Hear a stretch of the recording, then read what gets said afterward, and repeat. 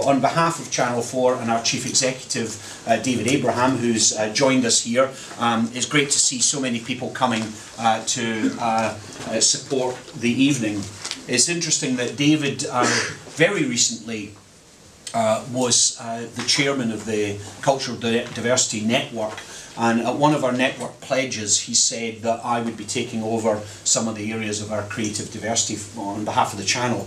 And within about a minute and a half of having taken over the role, a woman at the back there, Jo Shaw, said, well, what are you going to do for the transgender community in Britain? And it's the first time in my life that I've not had an answer, right?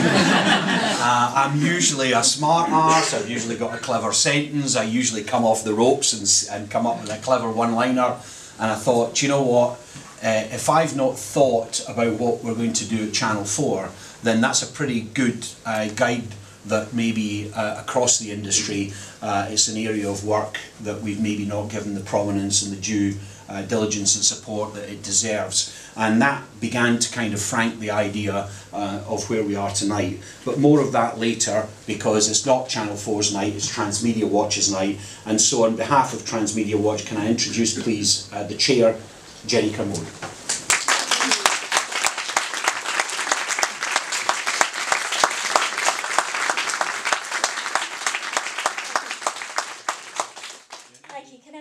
Thank everybody for coming. It's good to see so many people from the media here, because we have been hoping to engage with more people and more organisations, and so we can take our work forward. I know that a lot of people may be wondering why I'm here, because I don't look obviously trans. I'm actually intersex myself and genderqueer, so I'm one of the invisible trans people, one of the people you don't necessarily see. And that's an important aspect of our work, is raising the fact that there are probably a lot more trans people around than most of you are aware of. I spoke to somebody last summer in the course of some work I was doing in Scotland, who said that he would like to help trans people and he would like to improve the situation for them, but he didn't think they had any in Aberdeen.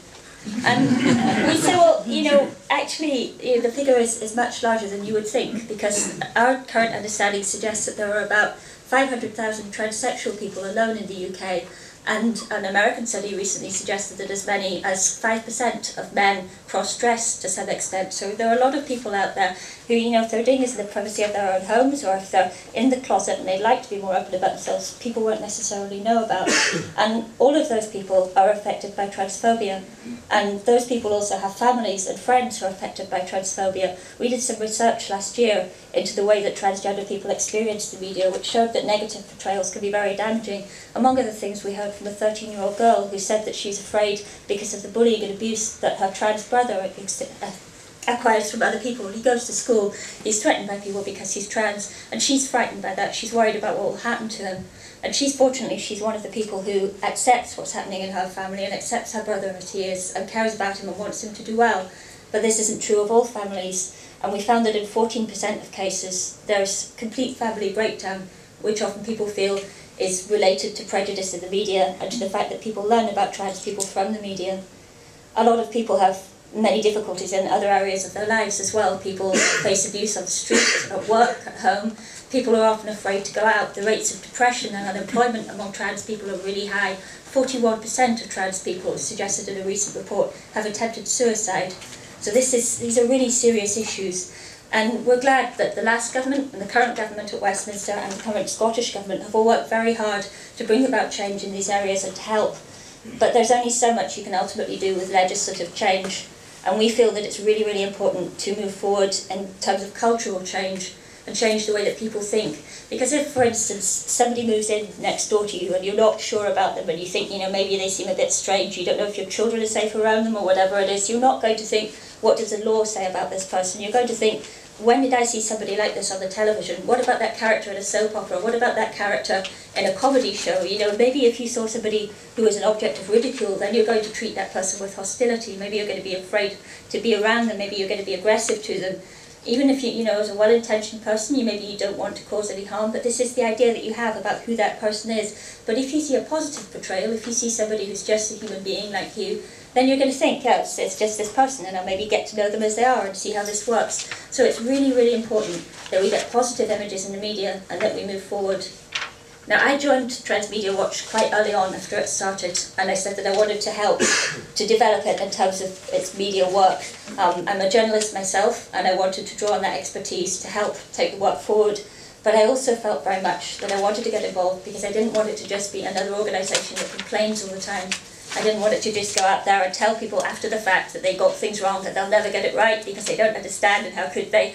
Really, we appreciate that it's a complicated issue. There are a lot of complicated issues around transgender issues, and we want to work with the media to give them that information up front. We want to work proactively with organisations to help them to understand, to help them to develop positive stories. We want to bring transgender voices through into the media themselves.